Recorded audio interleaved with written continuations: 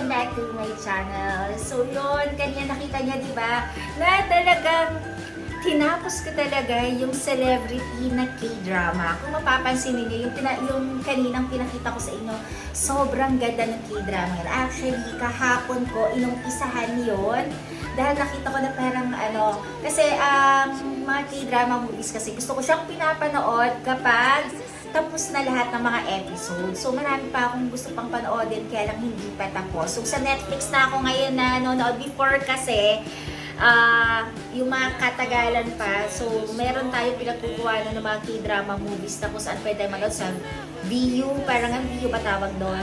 So yun ngayon sa Netflix na lang tumitingin ng mga K-drama.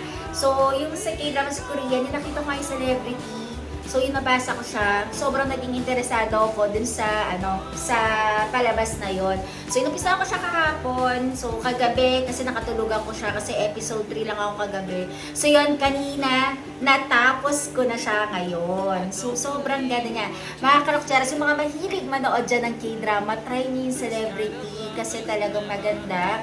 Hindi lang kasi siya love story. Kasi minsan kasi ako parang hindi na ako masyadong sa mga K-drama puro love story lang, parang ganun gusto ko rin kasi minsan is yung may suspense, sabi ko nga diba before, yung thriller, mga ganun yung mga gusto ko.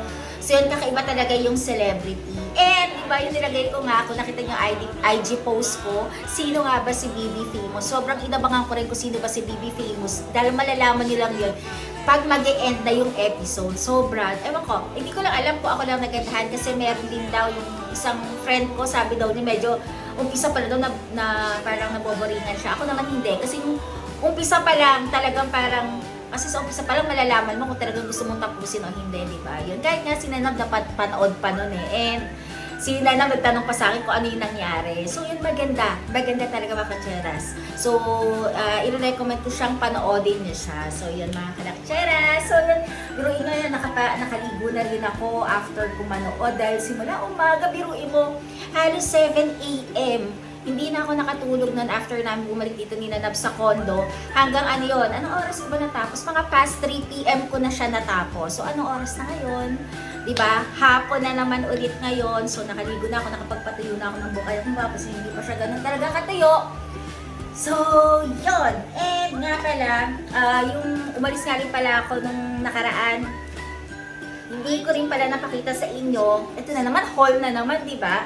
Pero, syempre, i-share ko na lang din sa inyo. Syempre, dito sa condo. Since mag-isa lang ako, naiiwanan ako din na dito mag-isa. Di ba? Wala din ako masyado kung after ko mag-dinis. So, gagawin ko? Manonood lang ako, ganun, higa, ganun. And then, madalas naman kasi, lumalabas naman ako para mag-mall. Pero kung wala kasi akong gagawin, parang babalikan ko kung anong ginagawa ko before. So, wait lang ha. So yung yung ginagawa ko before, inaayos ko yung fan kasi parang naiinitan na naman ako. Ayun kung papansin niyo, medyo nag-oil na naman yung mukha ko. So yun, meron kasi ako i-share sa inyo na pwedeng libangan ninyo. Hindi ko alam, sabi nga daw nila, parang daw to, pang mga matatanda na daw, parang gano'n. So Titas of Manila na ba ako? So hindi naman, parang feeling ko, para makaano lang din na minsan wala kayong ginagawa. Kung gusto nyo maiba naman, recommend ko sa inyo, ito ang gawin ninyo. Actually, sa mga national bookstores, meron na bibili nito. So ito, ayan, word search na book. So yan, so itong binili ko, meron siya mga volume kasi sa taas. So volume 1, walang volume 2 na. Kaya nag-skip ako, volume 1, 3, 4, 5. O, ayan.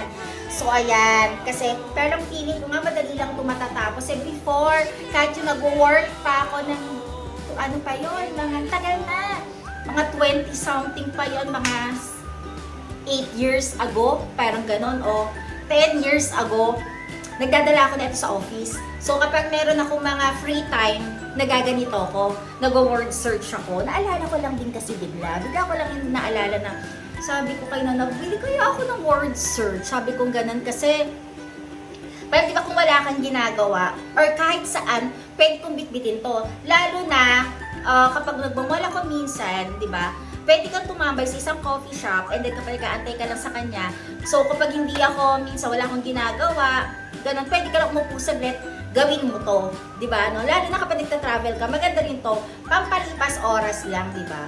So yung word search na to, ang ganda din naman kasi yung paper niya kasi ay makapal, hindi siya yung parang mga newspaper lang, 'di ba, na parang papel. Parang mas ganahan ka naman, 'di ba, gawin tong word search na to. And at the same time, 'di ba, kailangan mo siya ng marker. Actually, nahanap ko yung marker kasi kung familiar kayo sa marker na para siyang pencil na color, iba-ibang color yun eh.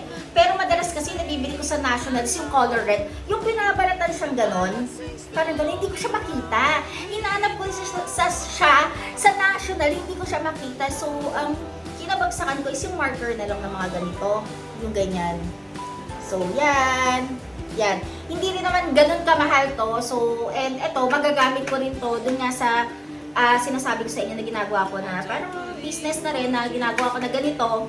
So, ito, nagagamit ko siya. So, walang sayang talaga. So, yun, ito, ako na ito. And, syempre, itong mga word search na to, ito yung mga gagawin ko sa mga free time ko. So, sobra.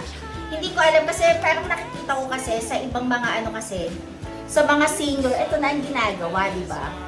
Grabe, nainitan na ako agad. Sa mga senior, ito na yung ginagawa. Pero parang ako, feeling ko, ito yung magiging sagot sa akin kapag wala akong ginagawa. Pero, lalo na kung wala ka ng panonoodin katulad ng ginawa ko kanina na K-drama. Minsan lang di kasi ako makakita ng magagandang K-drama. So, yun.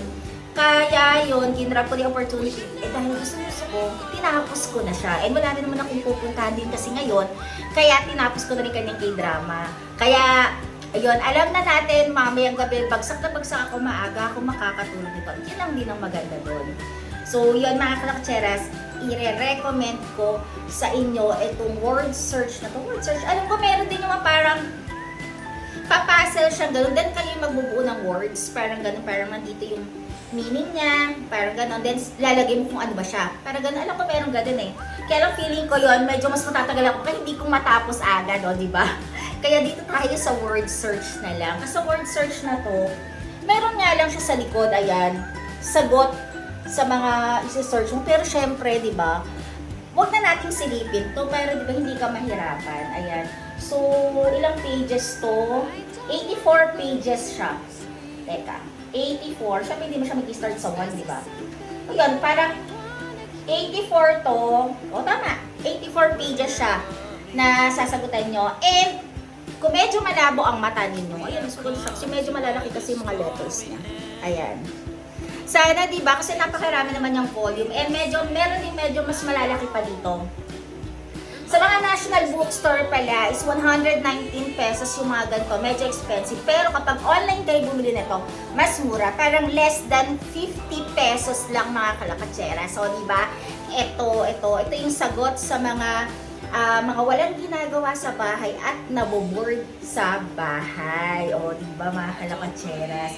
And, ayun, yun nga pala. And, syempre, nahihirapan din pala ako minsan. Yung kapag meron kang mga natitirang mga pagkain, chiria, or mga chips na kahit ano makakain ninyo, wala na akong pang-clip. Kasi iba madalas nabibili ngayon, yung parang clip na nabubuksan lang na ganon.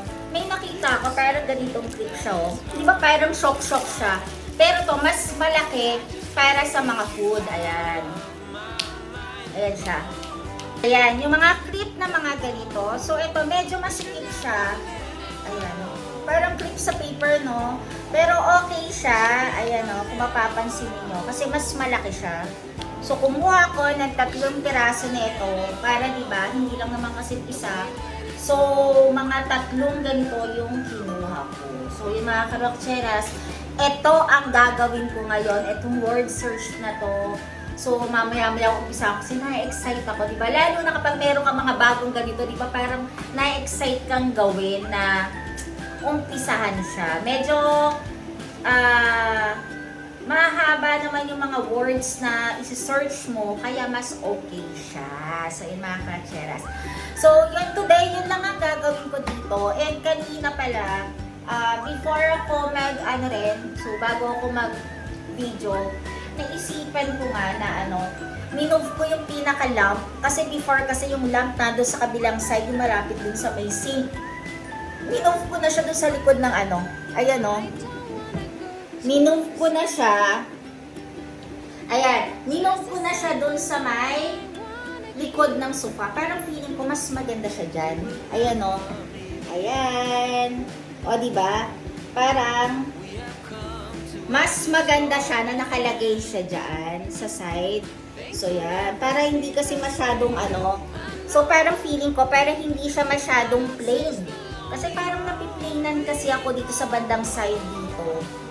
Na diretso lang siyang ganon. Eh, white na white yan, diba? Ayan o. Kung wala siya dyan, diba? Parang masyadong plain. Kaya inilipat ko yung pinaka-lamp dito sa side. So, para kapag bandang hapon kasi, ang ginagawa namin ni Nanab pala, ayun, pag nandito na si Nanab sa hapon, ang ginagawa namin is, di ba nandito lang kami sa, sa sofa. So, dito kami sa sofa, nakapatay talaga yung light. Kasi di ba pag mga 4 to 6 p.m. na, medyo madilim na kasi, di ba? So, parang medyo madilim na dito sa unit ng mga ganong time. So, kaya ang ginagawa namin na nakapatay lahat ng ilaw niyan, ang binubuksan namin is yung lamp. Eh, yung lamp before, dito siya nakalagay sa kabilang side. Parang medyo madilim, parang mas TV lang yung nakabukas. Kaya mas naisipan ko na dito siya. And then, itong lamp na to kasi binili namin sa IKEA yan, di ba? Sa IKEA. Hanggang 13 watts kasi ang kaya niya dyan na bulb. So, iniisip namin, nilagay lang namin dyan yun, parang wala pang 5 watts. So, medyo mahina yan, parang 3 lang ata yan. Kaya medyo malabo. So, hinahanap ko, kasi marami kaming extra rin ng mga baka kunin ko na lang doon sa kabila. Kasi doon sa may kabila namin, marami kaming mga bulb na sobra na nabili kasi iba yung nagpatay ng bahay. Maraming sobra. Kunin ko siguro para medyo malinaw siya. Kasi lalo na ako, para sa akin, kapag katulad yan, nagbablog ako, syempre hindi nagbablog na kailangan mas malinaw kasi yung background mo, diba? And like before, kung mapapasin yung mga kalatseras, kung babalikan ninyo lahat ng mga videos ko before, yun na, lalo na po nandito ako sa condo, pero di bang medyo madilaw siya? Kasi lahat dim light ang ilaw. And lalo na kapag walang masyado naka-open na mga, na mga lights. So yan, mabuti na lang din, syempre kasi meron na rin akong light na malinaw na, ayan, kaya medyo lumilinaw na siya lahat. So yun mga kalatseras. And nakakatuwa lang din, di ba? And yung dito pala, napansin ko lang nung kailan, etong nasa center table namin na candle, siguro sa init din yun, para siyang ayan o, para siyang yumuko. Ayan o, yumuko siya sa init. Eh, hindi ko na rin naman siya pwedeng idiretso, kasi pag diretso ko to, mapuputol na siya. Siguro sa init na yan, ayan o, cute pa naman siya, kasi sobrang tagal na neto, dito.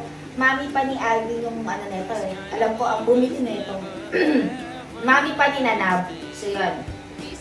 Kaya yan, kaya ganyan lang siya. Para na siyang yumuko. Napagod na siguro siya sa, sa buhay niya. So, yun lang mga kalakatseres today. And alam ko na hindi ko rin alam kung bakit yung mga sunod-sunod na araw, parang lagi akong parang mayroong mini haul na pinapakita sa inyo. Pero, syempre, sa ngayon, sinishare ko lang lahat kung ano yung mga, syempre, baka meron kasi iba dyan na mga nanonood na gusto rin kasi yung mga nakikita nila kapag nagpo-vlog kayo, di ba? And yung ginagawa nila, kaya sinishare ko lang din sa inyo. So, yun mga kancheras, malapit na naman ang weekend. So, hindi pa rin namin alam kung ano mangyayari sa mga weekend na susunod. Wala namang holiday na susunod pa eh, di ba? So, yun, kakatapos ng staycation namin ni Nanab. So, medyo nakapagpahinga-pahinga na rin. So, yun lang. Yun ang ginawa ko ngayon. And, baka mga susunod na araw, so makipag-meet na rin ako sa iba kong mga friends, syempre na mga available na. And hindi ko lang din alam kung paano. Wala pa akong kahit na anong plan. Pero alam niyo ba mga kalakatseras, marami pa akong gustong gawin na pinagpaplanuhan pa. So, yun. Siguro malalaman niyo na lang yun kapag talagang buong-buo na yung plano. So yun lang mga kalakcheras for today.